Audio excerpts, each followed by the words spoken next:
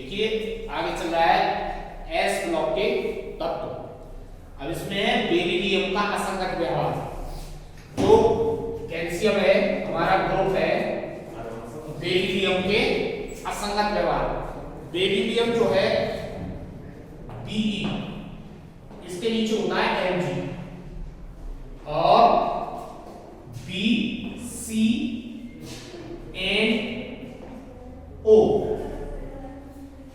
इसके बाद ये होता है Al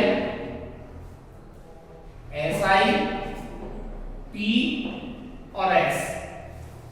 Be जो है एल्यूमिनियम से विकर्ण संबंध दर्शाता है।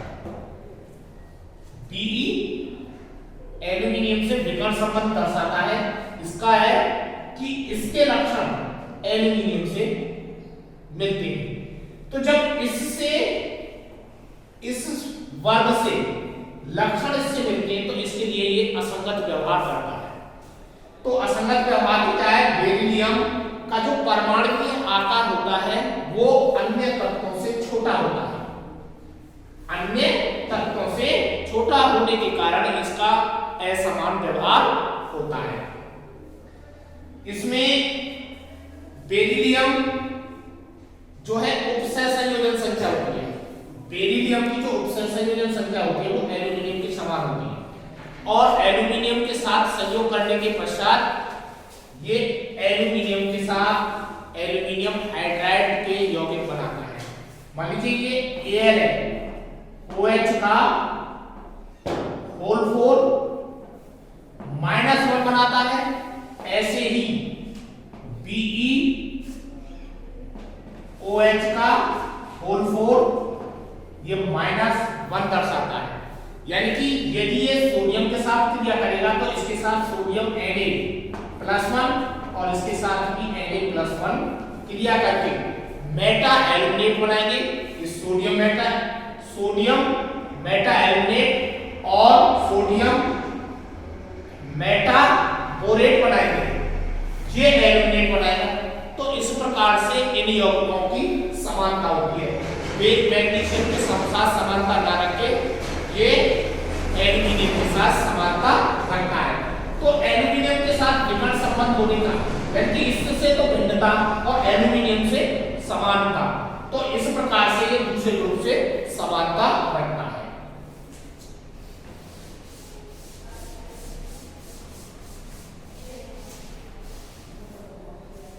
इसी के साथ कैल्शियम के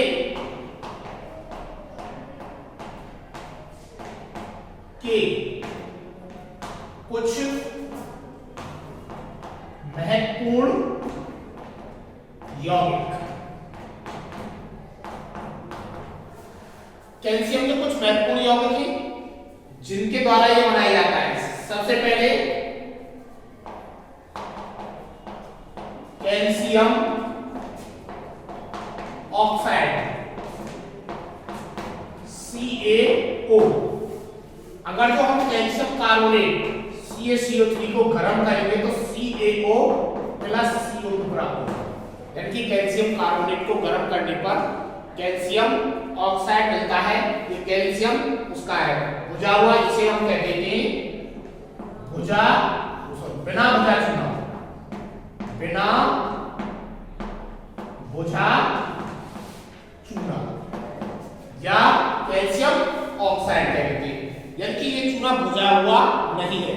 अगर जो इसी की क्रिया यानी कि इसी की हम जल के साथ क्रिया कर रहे हैं CO + H2O तो CaOH का होल प्लस H2O ये हमारे भुजा हुआ चूना प्राप्त होता है।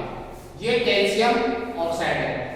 यदि इसकी कार्बन डाइऑक्साइड के साथ क्रिया कर दें इसकी कैल्शियम ऑक्साइड CaO + CO2 तो बनता है CaCO3 कैल्शियम कार्बोनेट। एक यौगिक तो हो गया ये।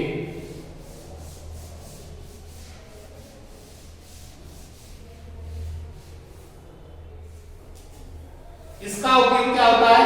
सीमेंट के निर्माण के लिए उपयोग किया जाता है। इसका उपयोग सीमेंट के निर्माण में किया जाता है। बनाने में प्रयोग किया जाता है।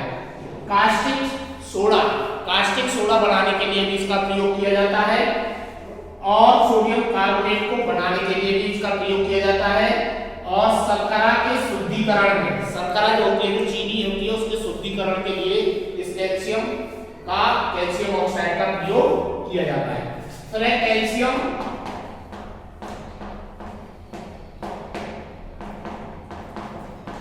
कार्बोनेट, इसका सूत्र है CaCO3। अब इसे बनाया कैसे जाता है कि कैल्शियम ऑक्साइड पर कार्बन डाइऑक्साइड की क्रिया करते हैं तो कैल्शियम कार्बोनेट प्राप्त होता है। अब देखिए इसके भौतिक गुण हैं, ये खड़िया जिसे बोल देते हैं कैल्शियम कार्बोनेट होती है। अब इसके बनाने के साथ इसके भौतिक गुण, एक सफेद क्रिस्टलीय पदार्थ होता है, इसका विलयन द्वितीय हो जाता है, गलनांक कम होता है। तो इस प्रकार से और रासायनिक गुण, मान लीजिए कैल्शियम कार्बोनेट है, कैल्शियम कार्बोनेट को हम इसमें कैल्शियम कार्बोनेट में कार्बन डाइऑक्साइड और जल प्रवाहित करें तो कैल्शियम बाइकार्बोनेट बनता है, CaCO3 के विलयन में कार्बन डाइऑक्साइड गैस प्रवाहित करते हैं तो कैल्शियम बाइकार्बोनेट प्राप्त होता है। यदि कैल्शियम कार्बोनेट की अम्लों के साथ क्रिया करते हैं तो CaSO4 plus H2O, calcium sulphate और जल बनता है। यदि कैल्शियम हाइड्रोक्साइड CaOH के होल ट्वाइस में क्लोरीन गैस प्रवाहित करते हैं तो CaOCl बनता है, जिसे हम भ्रंजक चूर्ण कहते हैं। तो ये कैल्शियम के यौगिक है। इसका उपयोग क्या है, ये ज्यादातर चूने के लिए, यानी कि चूने के लेप के लिए किया जाता है। चूना जिसे बनाया जाता है वो कैल्शियम कार्बोनेट का बनाया जाता है जो काटता है। इसमें भवन निर्माण में भी इसका प्रयोग किया जाता है। रोगाणुओं के लिए जैसे कलई वगैरह में छिड़क दिए जाते हैं, रोगाणुओं के लिए वो कलई जो बनाए जाते हैं उसके लिए प्रयोग किया जाता है। यानी कि सफेदी के लिए भी प्रयोग किया जाता है इसका। और इसका कांच के उत्पादन में चर्म शोधन यानी चमड़े के शोधन के लिए भी प्रयोग किया जाता है। इस प्रकार से इसका प्रयोग किया जाता है। तो कैल्शियम भुजा हुआ चूना होता है, ये तो हो जाता है, ये भुजा हुआ चूना है, ये कैल्शियम कार्बोनेट की खड़िया है और ये भ्रंजक चूर्ण भी कैल्शियम का ही यौगिक है। इसके बाद आता है इसमें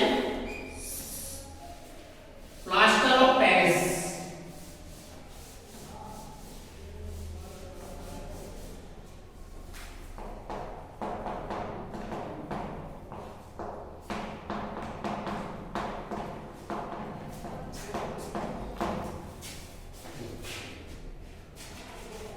प्लास्टर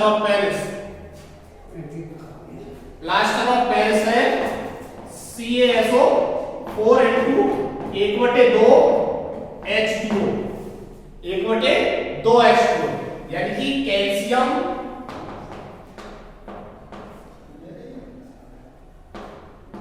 सल्फेट अर्ध हाइड्रेट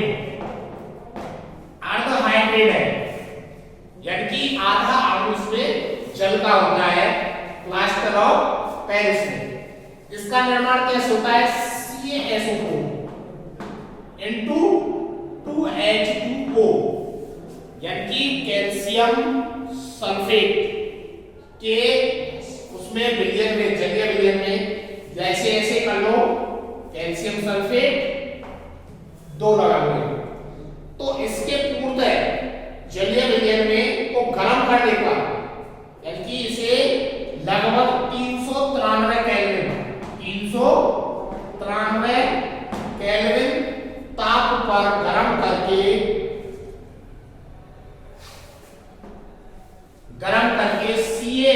CaO4 का whole plus H2O plus 2H2,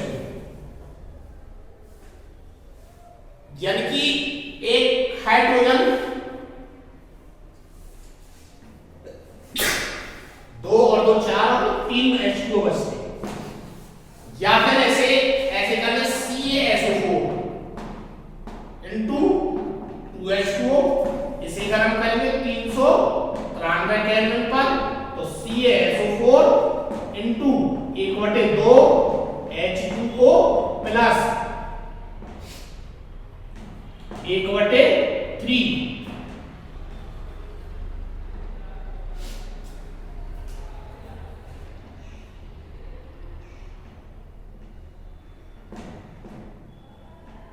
H2O, ये इसका अल्डिहाइड होता है।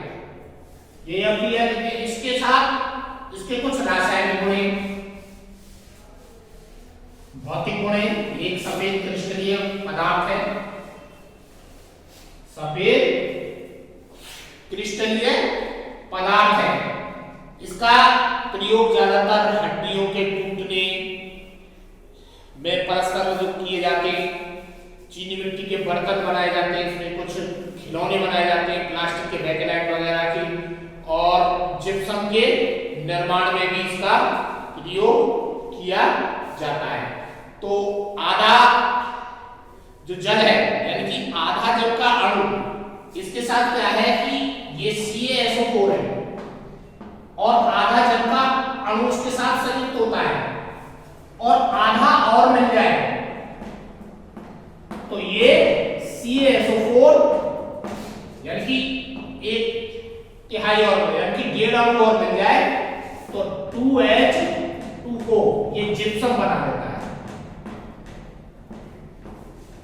जिप्सम बनाता है, ये जिप्सम निर्माण कर देता है, यदि इसे अर्धव्रत उसमें रखा जाता है जिससे कि ये जल से क्रिया ना करे।